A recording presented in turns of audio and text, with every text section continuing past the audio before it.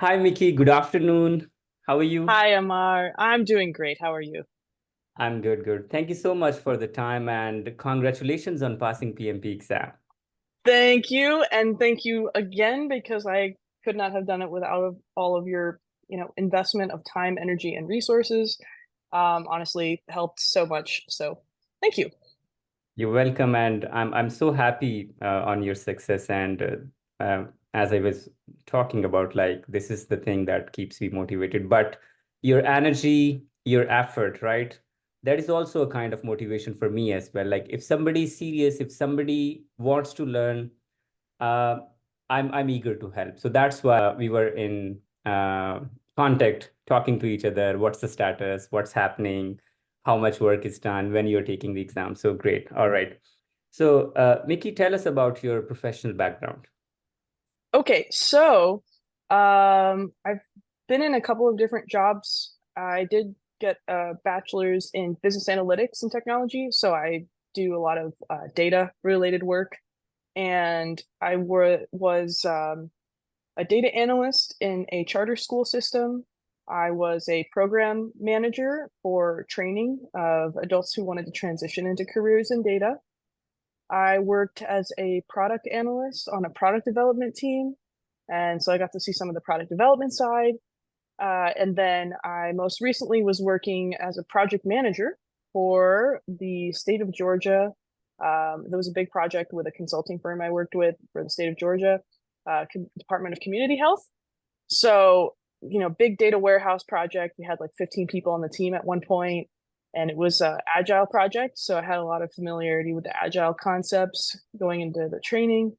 Um, that's mostly it from professional side. And then, for fun, I found myself often starting things, and I think the project management, like the more official way of looking at projects, really helped me connect the dots to things where it's like, oh, I messed up there. Oh, that could have been better, but I have found myself with a lot of professional experience in general around some kind of management. Is it product management? Is it programs or project? And I think all of that definitely played a role in understanding the full course and getting the PMP. All right. Thank you. And um, why did you think that you should do PMP? How PMP is relevant to your work, and when did you take the course? Okay, so I was struggling on the project. It wasn't going well at a certain point, right? And the other thing is, I think life gives us opportunities to work on something for a while, and you should really go all in. So I went all in and I said, okay, maybe I don't love what's happening right now. It's a little challenging and I'm a little frustrated and I don't know what to do, but I'm here. I have this experience that I'm, trying to do my best on. What can help me improve, and then of course financially, like who doesn't want to make more money doing what you're doing? And the PMP definitely is like the official stamp of approval. You can do this work, and so I think all of that together, it was like I wanted to learn because I wanted to be better at what I was doing. Um, I think you should go all in with whatever you're doing. So I was like, all right, well, I'm going all in on this. And then money, because money. So Good. Okay. And how much total time you took in preparation after the course? so I knew this would be a question because I see this on all of your interview videos, but I don't actually know. So I tried to quantify it, and I would say somewhere in the realm of 40 to 60. I know that's a big gap, but I'm not entirely sure. What I know is that I made note. Oh, hey, I think I actually have them right here. Aha! I made these note cards from all of Oh, our, all of your wow. notes. I'm old school, got like a lot of note cards, and I would just take Wow. those everywhere. And so that's where it was like, I don't know how much time I spent studying because I would just flash the note cards anywhere I went where I had 5 minutes. So yeah, 40 to 60, 40 to somewhere in that 60 range. hours. Hmm. All right. Okay. Great. What was your exam preparation strategy? How did you prepare? What resources did you use? Okay, so obviously the class notes. I mean, Okay. that was great. It was, to me, that felt like here's the framework. Um, and then the read a book was the details. So anytime I looked through the notes, I was like, I want to know a little more about that. I don't think I really understand that. I would go to the read a book and I would start reading. Um, the note cards, obviously. So whenever there was something where I was like, oh, I'm not going to remember this, Herzberg's two-factor theory, right? And I would draw something funny that would remind me of like, okay, hygiene factors. I think there was like a soap bubble or something. Great. Um, so definitely visual learner, and that's where I knew that that would be helpful. What else? I just kind of dove into the read a book. Oh, and I bought the practice exams, which was a pain because I was like, I don't want to spend any more money on this, but I did. It was worth it. And you told me that it would be worth it. So I did that. I did practice questions, which helped a lot. I wish I'd done more of those. That's something I look back and say, probably could have done like two more practice tests. And I waited until the last week to do my first practice test. And really, what it would have helped me do is like know where to focus my study. So I think if I had ended our training, done a little bit of studying, and then taken a practice exam a week later, it would have helped guide me for the next 3 weeks or so. Go study these things. What was your percentage in the mock exams? Um, I got like 70, 75, 65. It was kind of waving there. So not terrible. But I had heard that, and you had said you definitely want to be a little higher than that. So by the time I got to the exam, I was nervous because I was like, I think I'm just barely gonna pass. And I did just barely pass, but I passed. So even if you barely pass, it counts. Yeah. Um, that was what was going on with the practice exams. Yeah. Okay, good. And on the exam day, what are the topics that you think which were dominant in your exam? hmm Um, there was a lot of people stuff, Okay. and I actually didn't do as well as I thought with practice exams and with the practice questions I had been taking. I was doing okay with the people section, and then on the exam day itself, I didn't do so well. They had a lot of like situational questions. Um, I find those challenging always because, it could go one way or the other. Sometimes they were extremely vague, and it was just like, okay, you know, you have a team and somebody says something, what's the first thing you do? Yeah. Well, there's a lot of first things you could do, but I recall some of your coaching was like always try one-on-one first. Anyway, so trying to connect the questions back to our examples, other practice questions, and figuring out what is it that they want me to answer. Almost, it's like I think this is right, but I don't think they want me to answer that. I think they want me to pick this one. But I think a lot of people stuff. That's where I would go back and make sure I really focused. I really know the Myers-Briggs. Like there was a Myers-Briggs question where I was like, man, I thought I knew it, but I didn't know it enough. All of the leadership styles, all of that was a big piece of it. So I would recommend studying that section. There was no math. There was Yeah. no and I remember you said that too. So I was like, okay, I'm not even gonna worry about trying to memorize net present value, or whatever. I'm not gonna worry about it. Um, and I think, oh, risk, definitely the risk chapter. I am so Yeah. glad I reread that chapter the night before because I was like, okay, this. So risk and people happen to be kind of themes. Right, right. Did you attend our daily Q&A session? I did a few times, but what also helped me were the recordings of those on Okay. YouTube because timing wise, it was difficult for me with work and family commitments. But I could go on YouTube and I used a whole lot of those because you gave the explanation, which was great. Sometimes on these practice exams, you don't really get the conversation piece about considering it. They just give you a little blurb about why, Yeah. but I'm someone that really likes to ask questions. So I think having people or listening to it or being present for that was really great. Okay. How important were those questions that we used to have in Q&A session? And how relevant they are to the real exam. Mm, honestly, I think every practice question that I had was important at some point. I look back on the test and I was trying to connect back to things. Like some of the agile questions, agile versus waterfall questions that you have were really helpful. Some of the things about the team, a lot of the people questions I remember connecting back to. So yeah, I do you create all of those? Yeah, You create I all of those yourself.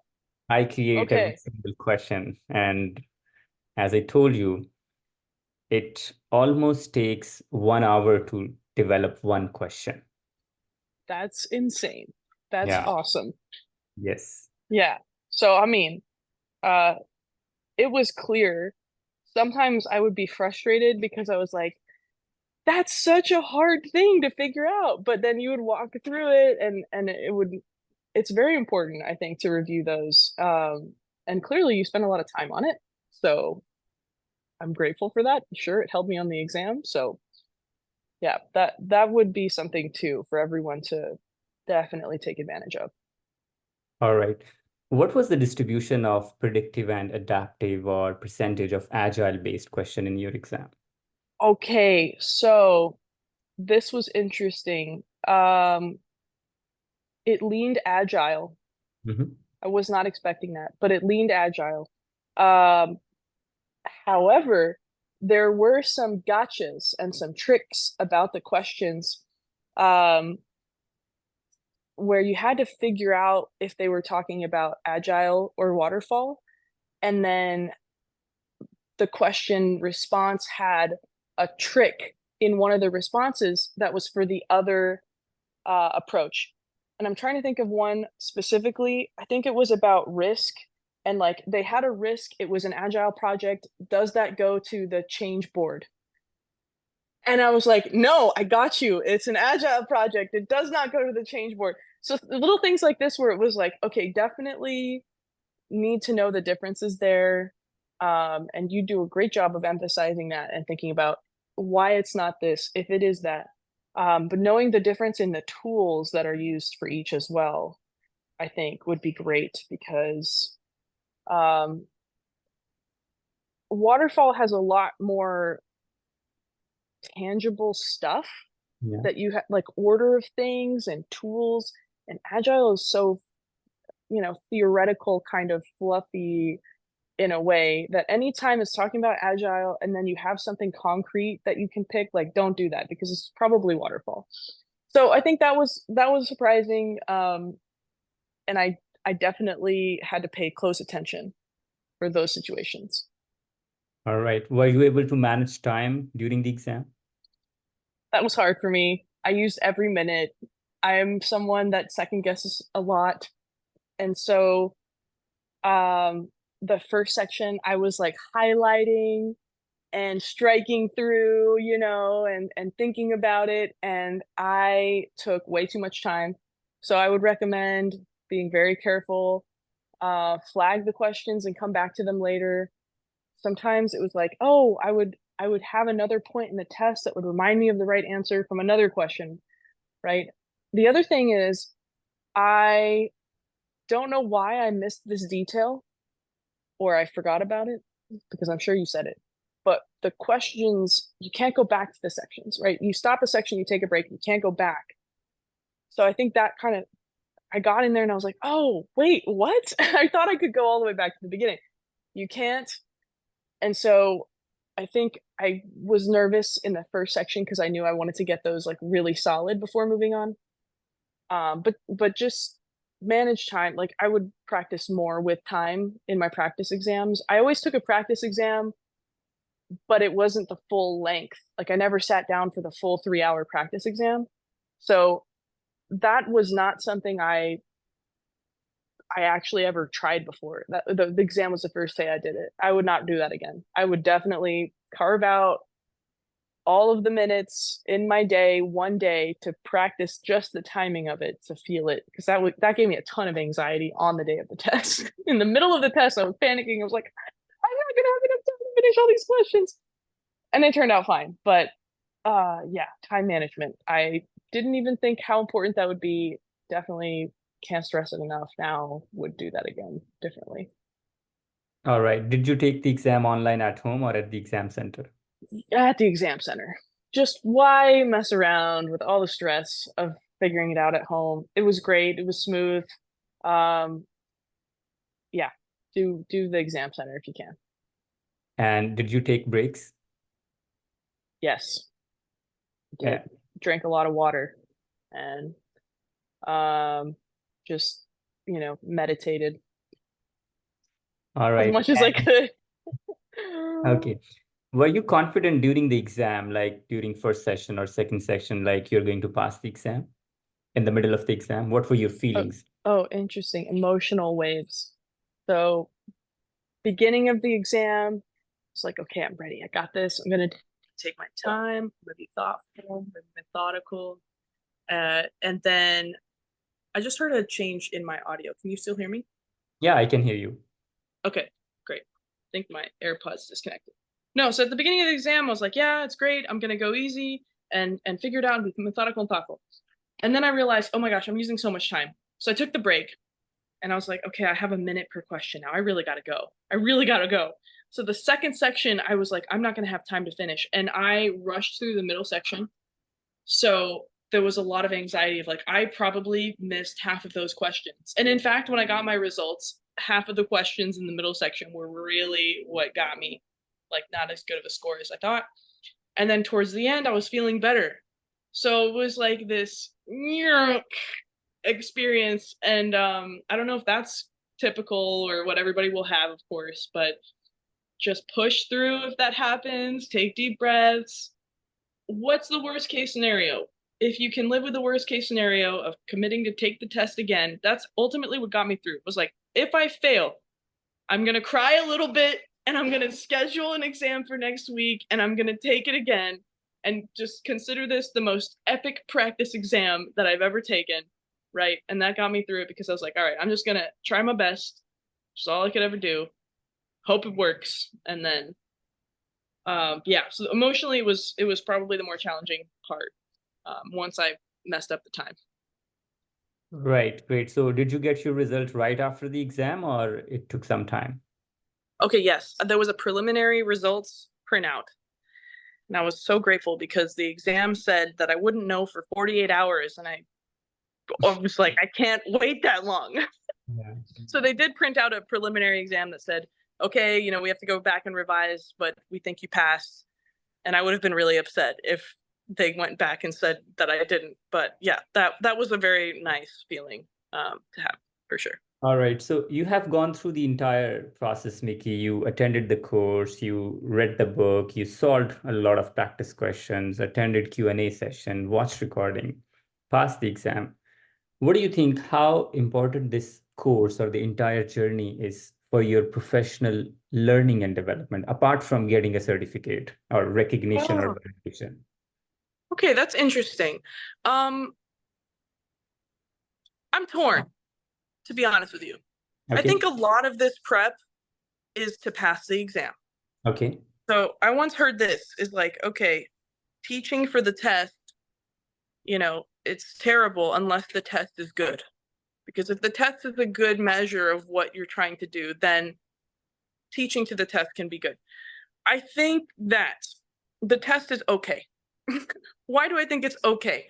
I think it's okay because you can never really teach some of these real life scenarios with 3 sentences. You can never really evaluate if a person's going to be really good in managing something with that kind of structure. I don't think multiple choice is always the best way of knowing if somebody really knows. You can figure out things. Like I said, try to figure out what they want you to answer. Yeah. Am I really learning project management from trying to figure out what they want me to answer? Um, However, on the other side of that, I learned a ton conceptually Okay. that I will use again for sure. Things like all of the budgeting, all of the project budgeting. I'd never been part of those conversations in the projects I'd managed. That was really cool to think about, and that I'll use again. Risk management. I had never really formally tracked risks on my projects. And I think that's kind of agile world is like, people and interactions, we're not going to worry too much about what's going wrong. And if it goes wrong, we'll just push it off to next week.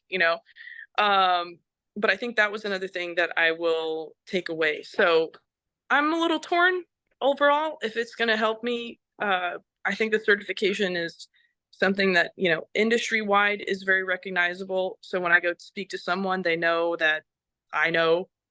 That's great. And some of the content. I don't like the piece about the multiple choice and trying to figure that out, but what can you do? That's how it has to go. So, All right, great. So what are the things that you think you should not have done during the entire preparation process? Or what are the don'ts in the PMP exam preparation journey? don't be afraid to take a practice test. I was afraid, to be honest, because I was like, I don't want to know if I'm going to do bad on the practice test, but you want to know if you're going to do bad before you take the real test. So do that sooner. And I would say don't try to do it all in one day or like one night or 1 week, because there's a lot that for me had to like stew. So I think little pieces at a time. I love note cards. I would highly recommend a note card system, because what else that gave me was like, okay, here's the stack of stuff that I You can can show see that your I note know. cards once again to everybody, what exactly you did with. Okay, so Okay, so here's my salience. How do you organize stakeholders? I got my little pictures yeah, here, which is basically from your notes, right? But it's in a little chunk so yeah, that I can say, okay, I know this now. I'm gonna put it in my I know this pile. And that okay. feels good because it's like I got it. What else? I have a lot of highlights and colors so that like my brain can remember things that I drew on it. Conflict resolution. Yeah, I probably have like 150 total that I've made over weeks. So it's not like I sat there and made them all in one day. As I learned something new that I wanted to You remember, can I put send it these down. to me. I would sell them. I don't know. My handwriting is legible to just about only me. Only me. But we'll see. Yeah, I think that was something I would recommend as well. And you could probably do it with like taking your notes Yeah. and clipping it, right? And just having those little clips and just kind of remembering, oh, this one piece of it, just this one piece. Um, that helped a lot for me. Not everybody likes it, but that was really good for me. Yeah, you sent me an image of my notes as well, something like that, I guess. Yes. Yes, that was very funny because I liked your what was that image of two I think people? waterfall versus agile. Yes. Yes. Yes. These images are very helpful for me because I am a visual person and I like stories and I like funny stuff. So, if I was like I told you earlier, if I was trying to remember the two-factor, hygiene factors, I put like a soap bar on the picture so that I'm remembering, okay, Herzberg two-factor theory, hygiene, got it. Soap. Um, so I don't know. You got to play tricks with yourself to figure out ways of learning and memorizing stuff for sure. But everybody, if you don't know your own learning style, I would say definitely try to figure that out first. And then whichever of these methods helps you, if it's being more interactive and finding a study partner because you really need that conversation piece, if it's doing more practice questions because you're experiential learner, like you have to actually do the thing, or try all of it, which I felt like I needed to do as much as I possibly could. And I'm glad, because like I said, I barely passed the exam and I thought I was going to do better, but you know game Okay. day. You said you barely passed the exam. What was your score in the exam? Okay, I had like a meets, and then I had another one that was a meets, and then one that was a below. So the people was below, and then the Oh, other two were meets. Yeah, I was surprised by that too because I was like, I think I know people. I don't know people, so I definitely got to brush up on my people stuff. right. So you were target in processes, on target in business, and below target in people. Oh, interesting. Right. Yeah, this is what I say. Like people part is really important for exam perspective. Like, and these days, roughly 60%, 50, 60% exam is all people. Yeah. And it's easy to talk about tools and techniques and figure out what is the right tool, what is the wrong tool, but it's very difficult to learn what's the right way to deal with people, right? So Mhm. PMI has a mindset that you're saying what they want you to pick you, like always collaborate, be proactive, be very nice, be kind, don't say anything to other, don't punish, don't fire anybody. So yes, it's a mindset. If you understand that mindset, then exam would be easier. Also, on that note, it was like the exam assumes that you have a little bit more power as a project manager than I have had in my real life, in my professional life. So escalation comes later on in the process than sometimes I would do Yeah, in real life. absolutely. So that was another thing where, and Rita's book mentions this a lot. Oh, in Rita's book, there are these sections that say tips and tricks. Yeah, Oh my gosh, if I had a book of just the tips and tricks, I would be so grateful for that because those tips and tricks are like literally copy paste the questions in the exam, uh, the ways of the exam thinking about it. So one of those tips and tricks said, you are a more powerful project manager in the perspective of the exam than you are likely in real life. So escalation happens rarely. It happens in these particular scenarios. You do have a lot of power, that kind of thing. You're right. People surprised me. I studied people a lot because of what you said too. I read all of the people chapter. I think most of these cards are people related stuff. And I still didn't do at target for people. So yes, lots of emphasis on that. all right. Thank you, Mickey. I think we have covered everything. This would be really helpful for anybody who would be watching. And, thank you for sharing detailed lessons. So, yes, I wish you all best of luck for whatever you're doing in your future endeavor. We will be in touch. And, if you need any sort of help, just I'm a text away. You can reach out. Yes, yes. And if you're listening to this, definitely send your appreciation to Amar. As you can tell, he cares a whole lot about everybody's success. He does this beyond just like the job. It's clear he cares a lot. So I'm very grateful for you and for your continuous encouragement and all of the great tools and resources you've given for your students. I know I would not have passed without them. So thank you. I think you made it possible. I think everybody should be very grateful to have you as a teacher and take full advantage. So that's my little spiel to all of you out there. Yeah, Mark. likewise. If I get a chance to write a recommendation for you to your boss, I would definitely write that don't lose this resource, right? Thank you. Promote her, give her the raise, keep her in your team, like if you really want to get things done. Thank you. That means a lot. I will have to follow up with you on that for sure. Yeah. Thank you so much, Mickey. See you. See you. Bye. Bye.